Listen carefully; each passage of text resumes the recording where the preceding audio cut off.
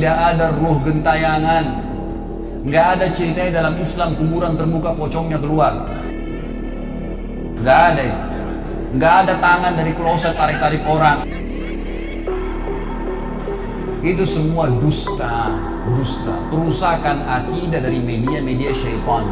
Sinetronnya, filmnya, segala macam. Manusia bisa berubah jadi singa lah, bisa beginilah, macam-macam.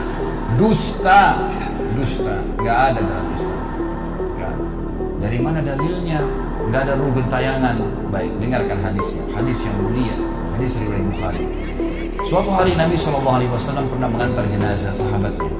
Waktu jenazah tersebut ditaruh di kuburan, kata Nabi SAW, kalau seseorang mukmin meninggal dunia, siapa orang mukmin teman-teman sekalian? Orang yang sudah menggabungkan antara rukun Islam sama rukun iman. Kalau antum syahadat sudah, muslim, alhamdulillah, sholat 5 waktu, zakat, puasa Ramadan, haji, sudah dikerjain. Ditambah dengan keimanan, yakin Allah ada, yakin malaikat ada mencatat, yakin diturunkan dalam Al-Quran, yakin ada Rasul yang mengajarkan Nabi Muhammad SAW ada diterima pahalanya hari kiamat, maka itu namanya mukmin. Dengan ditambah dengan mengimani qada dan qadar. Kalau ada orang sholat, Allah ada nggak ya? Malaikat catat nggak ya? Hari kiamat saya terima nggak? Ini masih muslim, belum mukmin, masih level di bawah. Pertama muslim dulu baru mukmin. Makanya dalam hadis disebutkan ada iman, ada Islam, ada iman, ada ihsan, gitu kan? Ini level-levelnya. Nah, kata Nabi SAW, kalau orang mukmin menggabungkan antara rukun Islam sama rukun iman, sholat yakin Allah ada, sholat begini dan seterusnya, maka akan datang kepadanya 3 sosok malaikat pada saat meninggal. Dan ini teman-teman bukan dongeng saya ceritakan, ini hadis Nabi, berita wahyu yang pasti kita semua akan saksikan. Demi Allah ini benar, ini wahyu. Malaikat datang, di kiri kanannya malaikat rahmat membawa kain kafan dari surga, yang satu malaikat mau diubur-ubur kepalanya sambil berkata, ya ayyatuhan nafsul mutmainnah irji ila rabbiki radiyatan mardiyah. Hai jiwa yang baik, keluarlah kepada rahmat dan pengampunan Tuhanmu. Kata Nabi SAW, ruhnya keluar lebih mudah daripada air dari mulut kendi, cepat sekali. Begitu keluar, belum sesaat keluar, ditangkap oleh malaikat rahmat, dibungkus dengan kain kafan dari surga, dibawa ke langit. Begitu dibawa ke langit, menembus 7 lapis langit, semua malaikat-malaikat di atas langit sana berkata, ruhnya siapa ini? Sungguh mulia ruh ini. Kenapa? Kata Nabi SAW, karena ruh itu mengeluarkan bau yang lebih wangi daripada bau kasturi. Semoga kita semua insya Allah termasuk. Maka kata Nabi SAW, malaikat rahmat mengatakan, ini Fulan bin Fulan, namanya yang paling mulia di dunia. Lalu kemudian ditembuskan sampai langit ke-7, lalu kemudian terdengar suara dari langit ke-7. Allah Azza wa Jalla berkata, catatkan hambaku termasuk penghuni surga, kembalikan dia di dunia, di sana saya ciptakan, di sana pula saya akan bangkitkan. Diantar ruhnya bersama jasadnya, diantar oleh kerabatnya. Baru 3 langkah mereka jalan, dia masih bisa, ruh ini masih mendengarkan suara sendal mereka. Lalu malaikat datang mendudukkan dia lalu berkata, siapa Tuhanmu, siapa nabimu, apa kitabmu? Lalu dia kalau orang beriman, kata Nabi SAW, Allah berfirman, yuthabbitullahu alladhina amanu bil qawli tsabit fil hayatid dunya fil akhirah. Allah akan tetapkan jawaban di lisan orang-orang beriman di dunia. Kalau dia belajari agama ini lalu ditanya kenapa kau sholat, kenapa kau puasa, dia akan punya jawaban dari wahyu.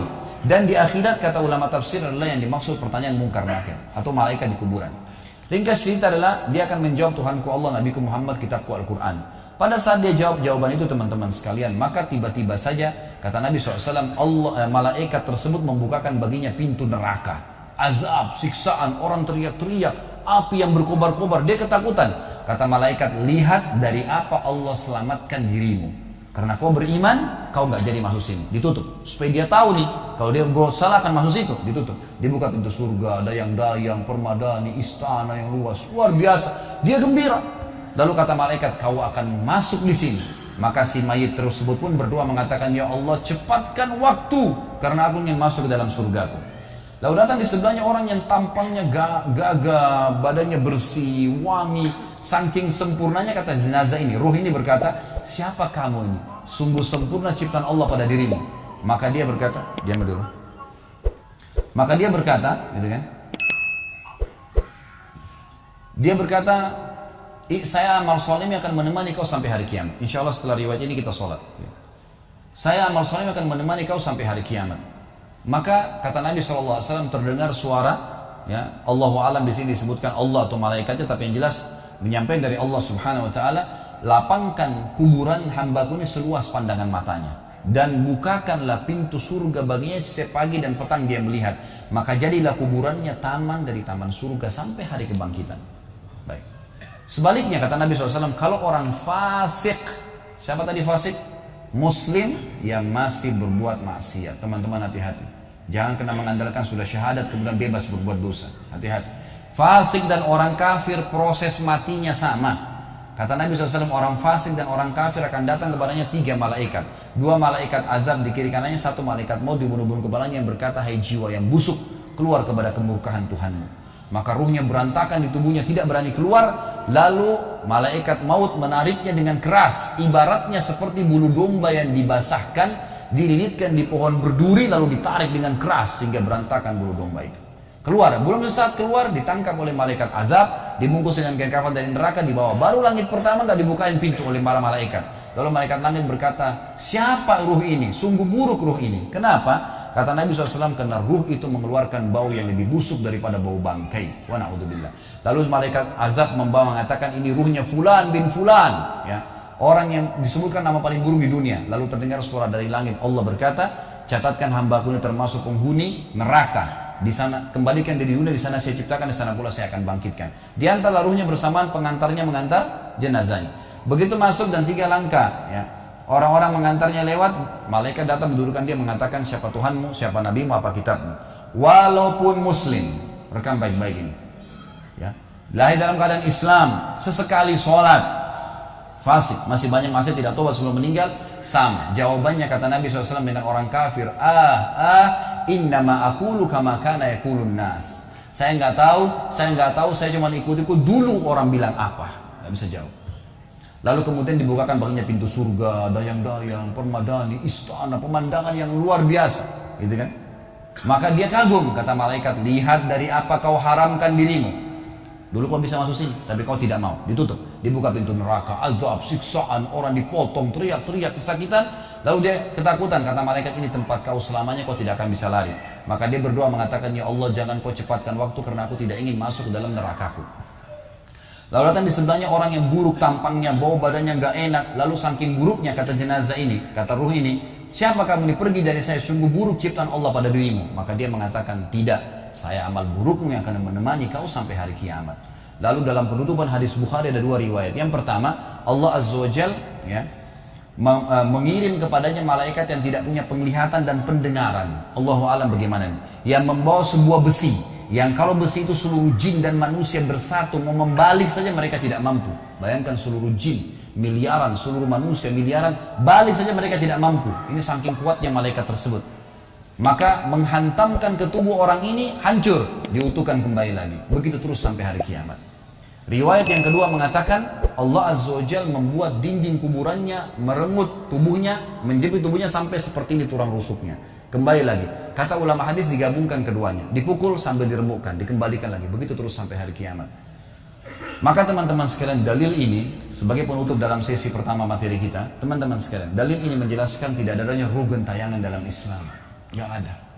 Kita tarik ke contoh tadi, orang yang bunuh diri tadi berdosa besar bukan? Dosa besar. Berarti dia meninggal sekarang di kuburan lagi disiksa. Nggak ada ceritanya keluar ganggu orang atau balas dendam. Gak ada waktu. Hancur, remuk, dikembalikan lagi. Begitu terus. Kemudian juga sama. Orang tadi contoh kedua yang dibunuh sekeluarga, kalau dia muslim maka dia mati syahid. Matinya mulia enggak? Mulia. Berarti lagi nikmatin kuburannya taman dari taman surga. Nggak ada ceritanya tuh mereka keluar lagi ganggu orang. Jadi mulai sekarang beli rumah yang banyak dianggap keramat tuh. Bacain surah Al-Baqarah, ada semua syaitannya tuh. Harus yakin dengan sabda Nabi SAW, rumah yang dibaca surah Al-Baqarah tidak akan masuk syaitan. Nggak ada. Takut semua syaitan. Baik, kita tutup dengan kata-kata saya teman-teman sekalian. Lalu dari mana kalau saya beli rumah, saya pernah dengar suara bayi di atas rumah, atap rumah saya. Saya pernah dengar suara cangkul di belakang rumah, pintu bunyi sendiri, gitu kan. Itu semua permainan syaitan yang ada di sekitar rumah itu, atau Anda yang bermasalah. Harus diruqyah. Dibacain ayat, ada sihirnya tuh, mungkin pernah mandi dulu ilmu kebal, mungkin pernah ini, mungkin pernah bersemedi, apalah macam-macam yang khurafat ini, maka dia harus diruqyah.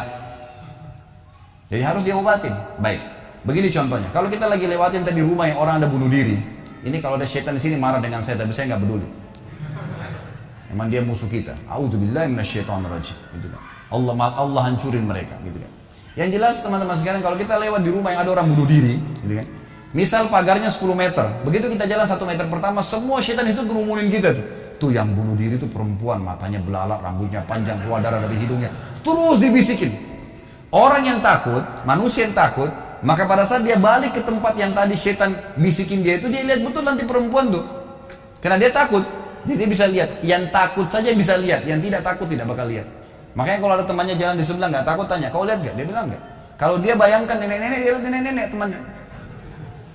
Permainan syaitan. Maka orang beriman mustahil melihat yang seperti itu. Nggak ada cerita. Atau dasarnya orang itu kena sihir tadi. Maka bisa melihat penampakan karena ada syaitan yang mengganggu dia, dan dia dasarnya membuka diri untuk itu. Makanya harus ruqyah, obat.